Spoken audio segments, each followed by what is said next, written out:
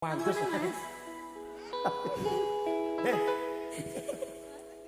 Ya. Ngapa?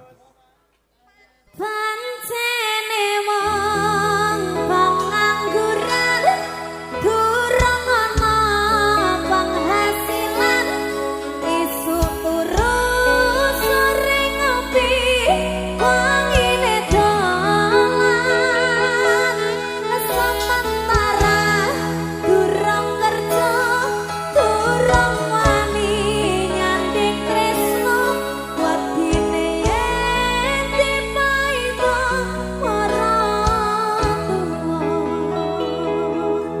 makane aja nganggur. Mulane nyambut. Dadi wong wedok dadi wong lanang kudu kerja keras. Kudu Dadi wong wedok kudu kerja keras ben ora disepelene karo wong lanang. Makane aku mau karo wong lanang.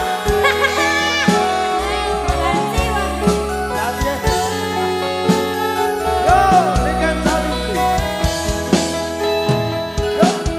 Pancene wong pengangguran senengane rasan-rasan isu turu sore ngopi wangine rasan-rasane sementara durung kerja wis wani jagane wong tuwa yen paido marang tuwa antar rasanya nganti kapan aku urip dhewean umume manungsa urip sasandingan ora pacaran rite. Betul. Ojo sek, ojo sek. Gusti lewat tanganku iki muga oleh sing mati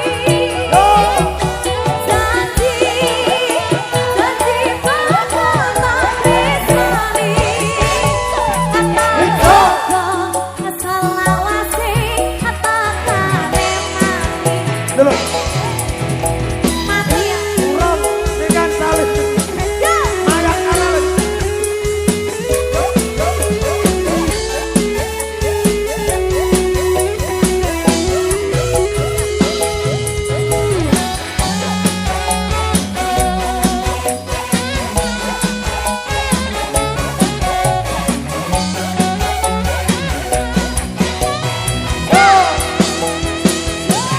Pancene wong pengangguran durung ana penghasilan isu turu sore ngopi wangine dolan sementara durung kerja durung wani nyandek tresno wadine yen dipaido marang tuwa antar rasane nganti kapan aku urip dhewean umume manungsa urip sasandingan.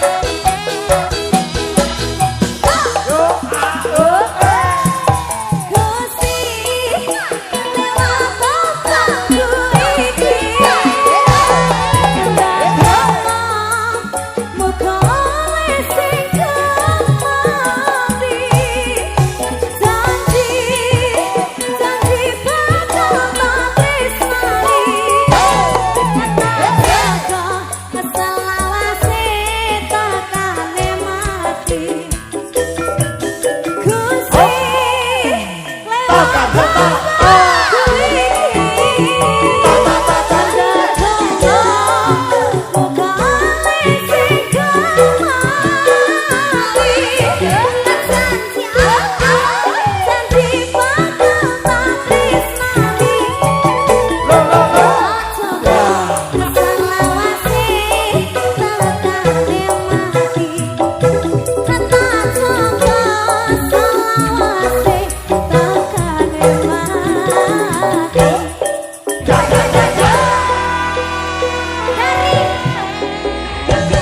Dari lagu ini kita bisa menceritakan bahwa orang nganggur itu tidak pantas hidup.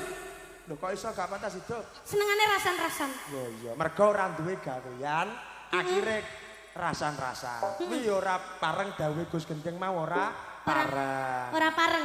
Ora pareng rasan-rasan nek enek wong. Dipateni ae. Aja sing digedhing kuwi aja wonge, sing digedhing kuwi kelakuane. Oh ngono. Ya. Didongakne wae wong sing kaya ngono kuwi mau didongakne eling karo sing gawe urip men oleh pepadang, Nduk. Nggih. Oke. Jan. Muga-muga sing nganggur ndang oleh Gawean sing Gawean. urung oleh jodoh ndang oleh jodoh. amin.